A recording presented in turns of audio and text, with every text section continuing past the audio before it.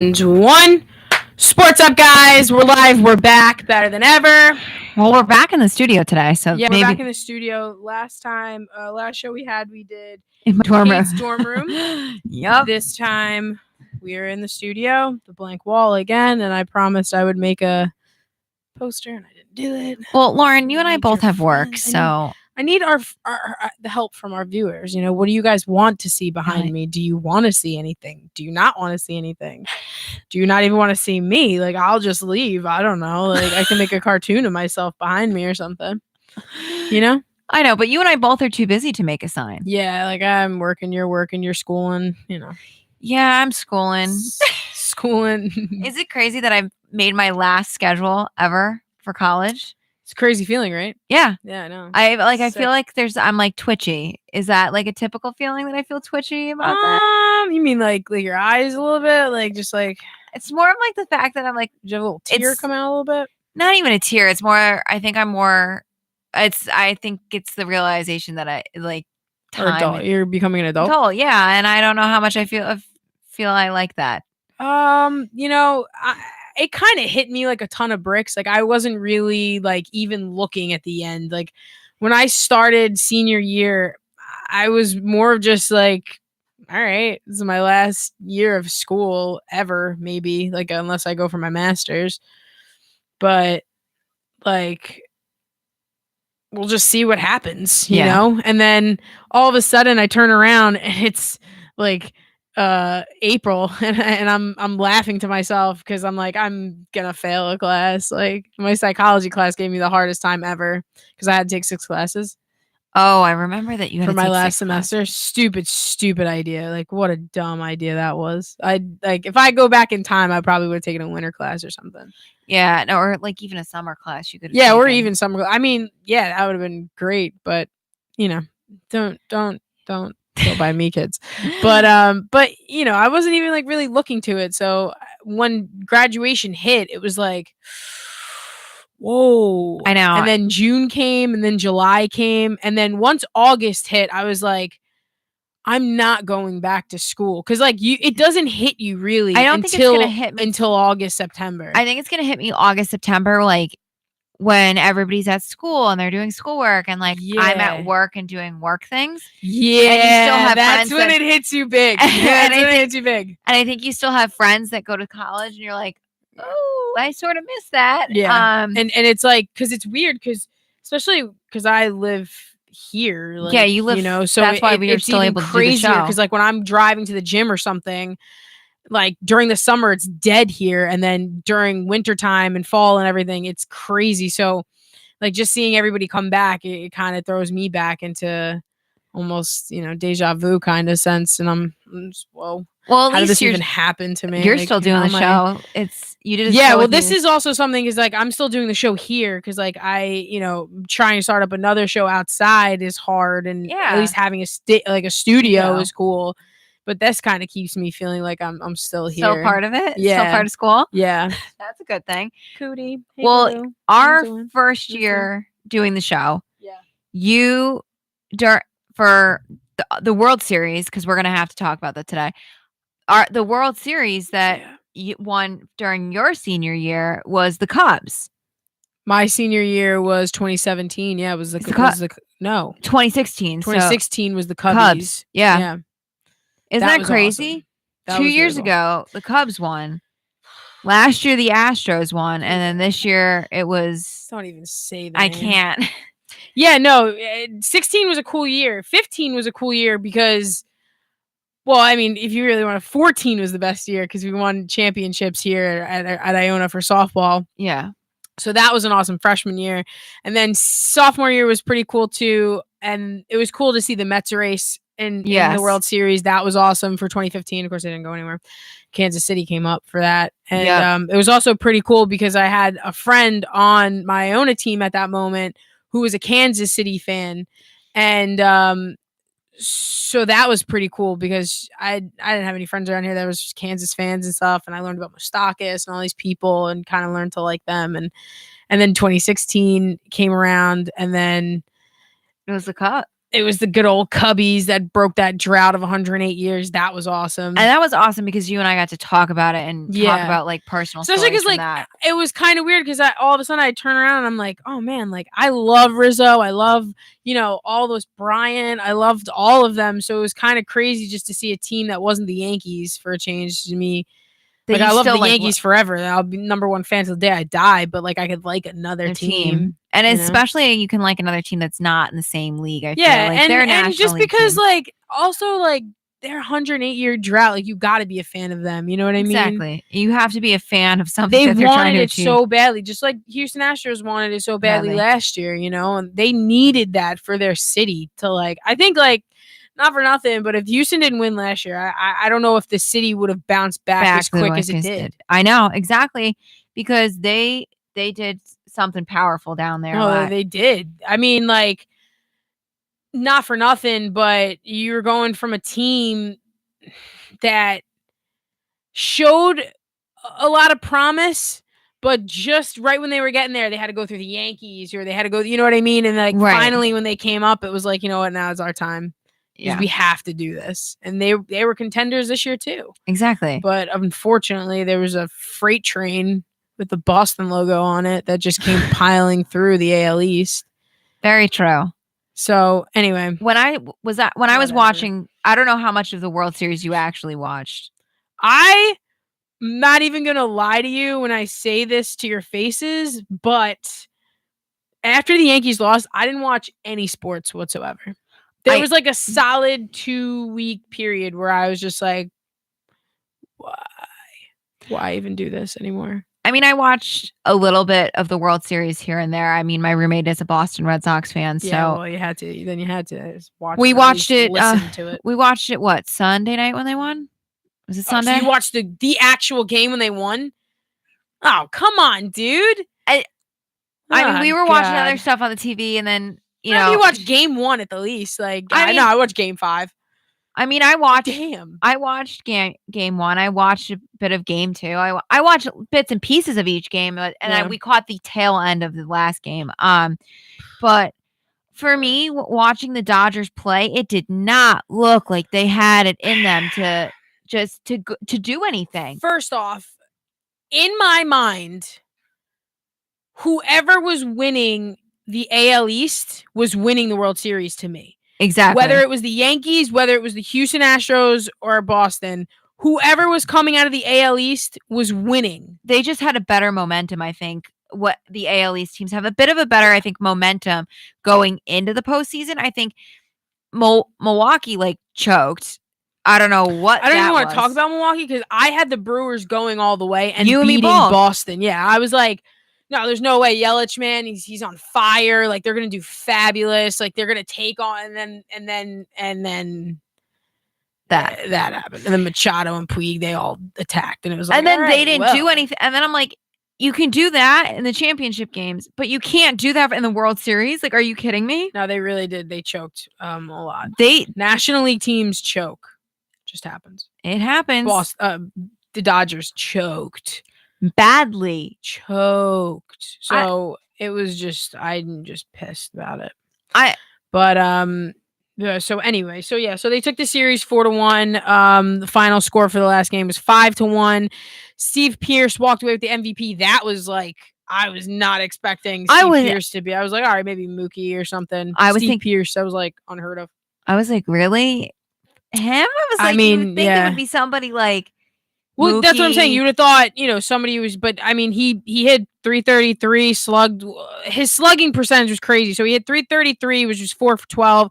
Slugging percentage was 1.167, and he scored 5 runs in the series. This is a guy who, before coming to the Red Sox, I mean, he really didn't make any ripples in the headlines. You know what I mean? He wasn't, going like hitting bombs left and right. Like he didn't really start becoming Steve Pearce until he put on the Red Sox uniform. And that was kind of interesting to see, like, if you take away the names on the jerseys and all that stuff and whatever, just to see him as a baseball player, how he knew kind of in his own that he really wasn't where he should have been, and then he gets traded to the Red Sox, and it's like finally somebody could break out of their shell, you know what I mean? Exactly. And actually be a part of a team that was good for him, you know? Not you can be part of a great team and still that even though that team is great and even though that team can do great things and even win the World Series, that doesn't necessarily mean that that team is the best team for you. Right. You know it what I doesn't mean which that. which you know sucks because you could be like a really great baseball player and it just so happens that like the team for you is like the Marlins or something. Exactly. Which would be, you know, That would now be they're in a horrible. rebuilding period. They got rid of their home run statue in center field. Did they Or really? left wherever it is. Yeah. Jeter got rid of that. I knew that was like first thing on the agenda for at the end of the season, get rid of that. He's gonna It's so distracting. You know what? He has a long list of probably what he's gonna get rid of in that park. I mean, he already got rid of the whole entire team, so that was like off. There's that. Then he's like, all right, home run off. I think he's honestly give it another 5 years, and the Marlins are going to be something else. I think. I definitely think everybody's like saying all this, you know, chirping. It's like you guys forget that you're talking about one of the greatest baseball players that have ever lived. Forget about he's a great baseball player, but he grew up. Knows what he's doing. He knows. First of all, he knows the business aspect and he knows what he's doing. But he also, we talked about this before, that he has been in the Steinbrenner era with when George was there. Yes. That's when. He has that business. He has that business attitude, and he understands what it took to win the World Series. He gets what you need to do. You need to build a farm system. Yeah, absolutely. You need to have players that are willing to move and get traded for a rebuilding period. Yeah. You have to be willing as a fan base to do that as well. And I think for him, he's really trying to redo something that, you know, hasn't been done. I think it's really hard. Florida teams, I think, is really hard fan base because a lot of teams have their spring training down there, right? So Yankees have their spring training down there, and you can go to a Marlins game, you could go to a Rays game, and you'll have more Yankees fans there than there are Rays fans. So Florida teams are so hard for fan bases because they're just like, our baseball teams suck, and you know, the teams that have their spring training teams here are great, so might as well. I also think the thing with that is a lot of people retire down in Florida, in the Tampa area, or like even out farther from Miami, but some place that's still close to it. That is true. And a lot of people, I think, will adopt. They'll still keep with their, if they're transplanted from like New York and they like the Yankees, they're still going to go to that. Or if they're a Mets fan, they can go to see them play the Marlins. Like, a lot of times I think people will move to Florida, but they'll still keep their same sports teams, which they've grown up with. Well, that's a perfect example. If you look at the Brooklyn Dodgers, when the Brooklyn Dodgers left to go to LA, there are still Dodgers fans in Brooklyn. They're like, just because they left, you know, I'm still going to be a fan of them. And like that handed down generation to generation. And you have LA Dodgers fans that live in Brooklyn, you know what I mean? That are just like, my grandfather, his dad, you know, it's like Cardi B, like I can never listen to her again. I'm making a statement right now for all of you guys. I'm never listening to Cardi B ever again. I can't listen to her. She's a Red Sox fan.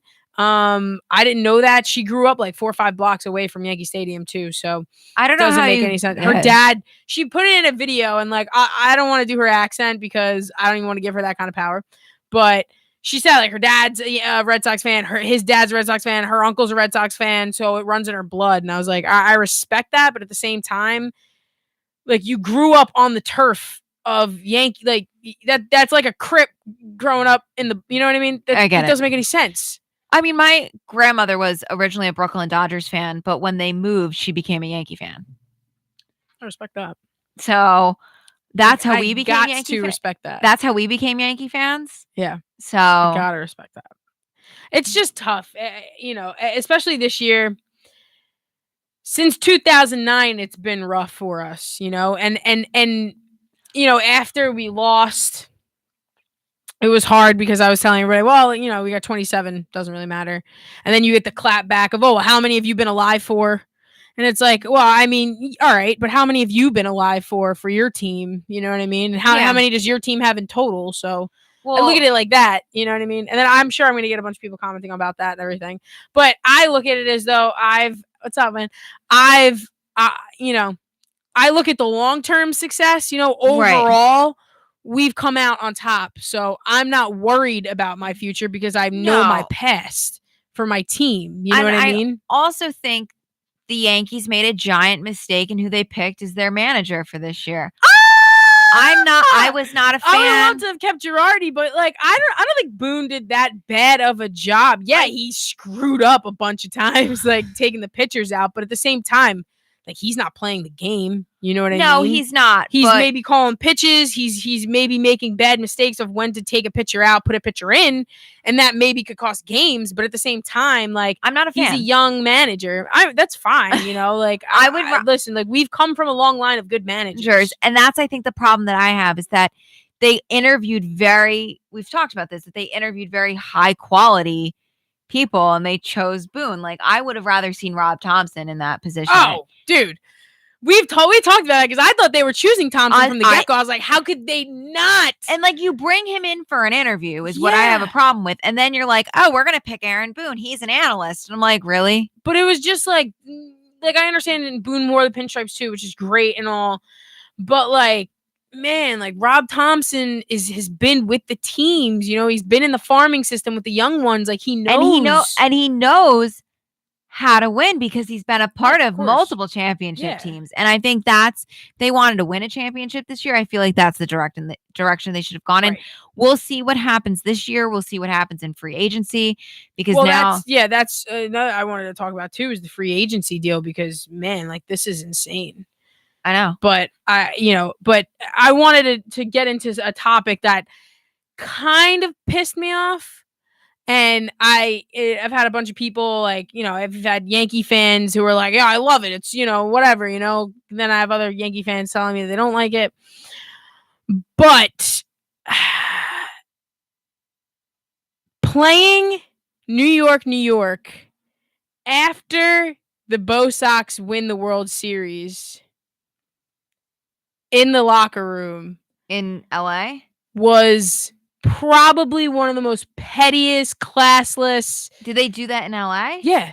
You didn't hear it? No, I did not. I went to bed right after that. They did it. And I think it was so petty. I think it was classless. I think it was just downright like disturbing in a way because like, you know what, listen, and I tweeted about it and you guys can check my Twitter. I just feel like you're putting so much energy into a team you already beat. Like when the Yankees win the World Series, they're not going to be playing Sweet Caroline. First off, that song's horrible. Okay, I hate that song. It's the worst song ever made. But the Yankees aren't going to be playing Sweet Caroline in spite of the Boston Red Sox, who didn't even come. You know what I mean? Like, why even put that kind of energy towards a team that you already beat to get to the World Series? Like, I get it. Like, whatever, you beat them, but like. Dude, like, who cares? Yeah, like, let it go. Like, you won. Like, you really have to play. Listen, I know our winning song is amazing. Like, you can feel what it's like to have a really good winning song for now. Like, if that's what you guys want, because your song sucks. Like, if that's what you really want to do, that's fine. I get it. But at the same time, it's like, why do you have to be petty? Because you know the Yankees aren't doing that. I don't even want to hear it if people are saying that. Like, the Yankees would have done the same thing, you know, like, Aaron Judge walking by their clubhouse, you know, playing that. Like, come on, dude. This is the World Series you just won, and you want to play somebody else's winning song and not even your own winning song? Like, if I was a Boston fan, I would have been a little pissed because I would have been like, all right, guys, like, let's get over it. We just won. Like, who cares? And the other thing is, I do feel like it's classless. I also sometimes think it comes from top down when things happen like that. But, I mean, for me, I just think it's very classless, and I definitely think it's going to be an interesting time next year when the Yankees and Red Sox play each other. I think they're going to fuel the fire, man. That just fueled the Yankees' fire. Maybe it will help, you know, gas them up a little bit. I hope. I can only hope. There's 148 days left, okay, until opening day. So for 2019. Well, thank you. I already know that. Did you count 148 days? I counted it down. Okay, I am that person. Love it. And you know, the big thing for the Yankees in the offseason is, you know, we need starting pitchers. Like That's consistent starting pitchers. Like not like having starting pitchers like, oh, we got J Happ, we got CC, we got not like we need like a consistent starting pitchers. A consistent starting pitcher that can pitch. Yeah. And I think and make it consistent every time he pitches. Well, yeah, fabulous. and like just like not get so shaken up with nerves and stuff like that. Like I think number one free agent right now on our list is probably Patrick Corbin, who pitches for the Diamondbacks. I mean, he ended last season 11 wins, 7 losses. A 3.15 ERA, 200 innings pitched, 246 strikeouts, a 1.05 WHIP. I mean, come on, dude. If we don't go after him, keep in the back of your head, guys. Keep in the back of your head. Clayton Kershaw could opt out of his contract this year. So, and the other thing is, we could get Clayton. We could. We could get Clayton. We could. I love Clayton. He's such a farmer boy. Like I love him. We could get him. I also do think Sonny Gray is on the chopping block this year. Chop him up. Just get rid of him. I honestly think that the best move for them. My fantasy team. I think the best move for the Yankees is to move on from him because obviously the last 2 years he's shown that he cannot pitch in New York. No, he can't. It's hard to pitch in New York. Right. Pitching going to pitch, in Colorado or, where in Washington is completely different from pitching in Yankee Stadium. Exactly. Do you know what I mean? In front of Yankee fans, it's completely different. It's just a different atmosphere, different, there's a different responsibility that comes with putting on the pinstripes, and not a lot of people can stand up to that. I don't know if Corbin or Kershaw, if Kershaw comes, would be able to step up to that. I don't know. There's even talk about Dallas Keuchel too. So, I mean, if we could have any of those guys on our roster, that would be phenomenal for starting pitching. I mean, it's pretty much everybody needs starting pitching. Boston needs a closer. Everybody pretty much needs a good starting pitcher. But, I mean, then that comes into the whole, Didi's going to be off, because Didi just got Tommy John. He's probably not going to be back until mid-July, so probably around the All-Star game, maybe, All-Star break. That's going to be a big hit for us. There's talk about getting Machado. I don't personally want Machado. He's lazy. He's inconsistent. His head is way too big. His ego is way too big. His ego would He needs to be on the chopping block and, get a couple of he needs to get notches taken down. And the other thing is, I don't think he'll do well in New York. No, well, New York's not going to want him anyway. Because even if you did want him, whatever. And a lot of people are like, well, let's just look at stats. Forget about his personality. It's do you really want that in the locker room, though? This is and here's this thing. I'm speaking to all athletes. If you are still a kid, if you got kids in 12U, if you got kids in 16U, and they're trying to get recruited for colleges and stuff, coaches look at how the kids interact with their parents between games. 100%. Yes, they do. Because you're not just, all right, yeah, you want a really great softball player, a really great basketball player, a really great lacrosse player. They want to know if you're a good person. You could have the best skills in the world. You could be top notch and everything. But in between games, if you're treating your mother like a slave, like a maid, go get this, go get that, this and that, blah, blah, blah, blah, blah, guaranteed more than half of those coaches are going to say something about it and be like, you know what? That's an X on my mark. I don't need a kid who disrespects her parents or his parents. You know what I mean? Because that's their parents. What are they going to do to me? Right. You know what I mean? So it's if you are thinking that your attitude off the field has no play in people deciding on if you want them on your team or not, think again, because that's exactly what is happening in Machado's case, and Cashman's looking at that. He doesn't want any of that BS because he knows Yankee fans are not going to be about that. The other thing is he's had people in the locker room like that, and it has not gone over well. No, it hasn't. So, I mean, it's just a big thing for Machado. I really don't want him, again, after what he did, that pulled a stunt with the first baseman, side swipe. That's just not... It's not professional. It's not... It's not something the Yankees will want. I think that it's something that maybe another team will want, that will want to spend the money on him. I'll spend money on Harper, even though we have outfielders. His but personality then again, here's drives the thing. Me nuts. Yeah, but here's the thing. Harper comes on the Yankees. He has to shave that beard. And you want to be completely honest, some people can't shave a beard. I don't think Keuchel could ever shave his beard. Yeah. Kimbrel could never shave his beard. You know what I mean? Some people have that's just them. A beard is them. It's part of them. So, right. Would he be able to shave it all off and keep it all off and hair, to a certain length? everybody kind of forgets the Yankees have no facial hair policy. You know what I mean? They have a no facial hair policy, and throughout the whole entire organization too. Like, it's Yeah. not even just the players; it's managers, it's front office, it's everybody. All the Exactly. women got to shave their beards too. You know, just rough out there. You know. What Well, I'm and the saying? other thing is they've got a strict, like, short hair policy as well for the Yankees. Yeah, the certain length, because Frazier or Todd Frazier had to cut his hair. No, Clint. Clint, yeah. Clint had to cut his hair. He had those like long red Red locks. Beautiful. He had to cut How do you that. get hair like that, man? He's definitely using the mane and tail for sure. You know that horse shampoo? He's totally using that. Absolutely using that. Like, without a doubt. Probably. Him and Turner too, John. Turner with his red locks too. Those beard. It's beautiful. Quick shout out, guys. I have some family out on Long Island that I want to give some love into. Haven't seen them in a bit. They're huge supporters of Sports Up. Thank you. Huge supporters in my personal life as well. So I just want to say thank you guys for watching all the time. You guys are great. We love the support. And we are going to come right back. We're going to switch from the diamond to the gridiron, get a little football talk in there because I know everybody wants to hear about football. So we'll be right back. Please, guys, stay with us.